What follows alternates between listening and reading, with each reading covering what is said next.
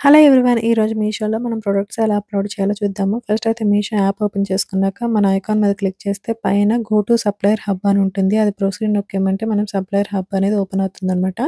ఇప్పుడు ఇక్కడొచ్చేసి ఇన్వెంటరీలోకి వెళ్ళాలి కింద.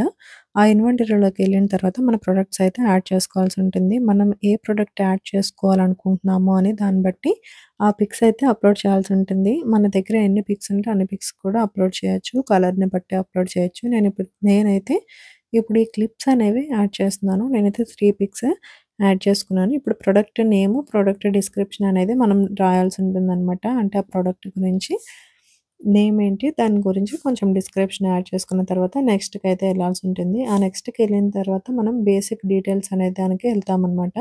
ఇప్పుడు ప్రొడక్ట్ గురించి ఫుల్‌గా డీటెయిల్స్ అనేవి మొత్తం అంతా కూడా ఫిల్ చేయాల్సి ఉంటుంది. వెయిట్, కలరు, నేము, మెటల్ ఏంటి, హైట్ ఏంటి, లెంత్ ఏంటి, మొత్తం అంతా గూడా ఇక్కడుంటుందనమాట. అదంతా ఫుల్ డీటెయిల్‌గా మనమైతే ప్రొడక్ట్ డీటెయిల్స్ అనేవి మనమైతే మెన్షన్ చేయాలనమాట. ఆ తర్వాత మనం ప్రైస్ అండ్ టాక్స్ డీటెయిల్స్‌కైతే వెళ్ళిపోతాము. మనం ప్రొడక్ట్‌కి ఎంత ఎంత రేట్ పెట్టాలి అనే దాన్ని బట్టి మనం ప్రైస్ అనేది ఇక్కడ యాడ్ చేసుకోవాలి. జనరల్‌గా నేనైతే ఇప్పుడు క్లిప్స్ ₹90 అయితే పెడుతున్నాను.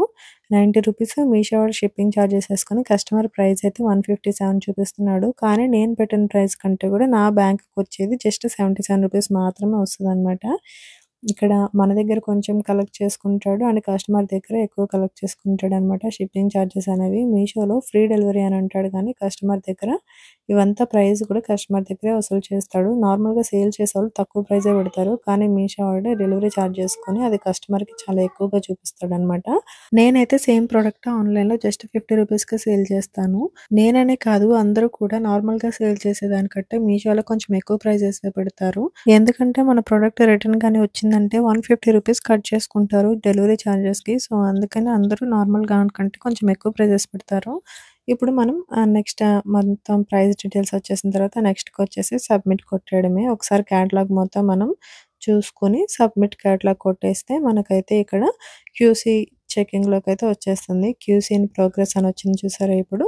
సో, ఇది కొంచెం టైం పడుతుంది. క్యూసీ ప్రోగ్రెస్, క్యూసీ చెకింగ్ మొత్తం అయిపోయిన తర్వాత మనదైతే ప్రోడక్ట్ హ్మ్.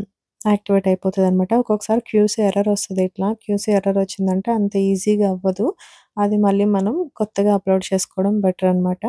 ఇప్పుడు క్యూసీ ఇన్ ప్రోగ్రెస్ అని వచ్చింది కదా! సో, ఇది చూడండి ఇక్కడ యాక్టివేషన్ పెండింగ్‌లో ఈ టైం వరకు అవుతది అని చెప్పి మనకిక్కడైతే ఎస్టిమేషన్ టైమ్ ఇచ్చారు కదా! ఆ టైంలోపు మనకి యాక్టివేట్ అయిపోతుంది.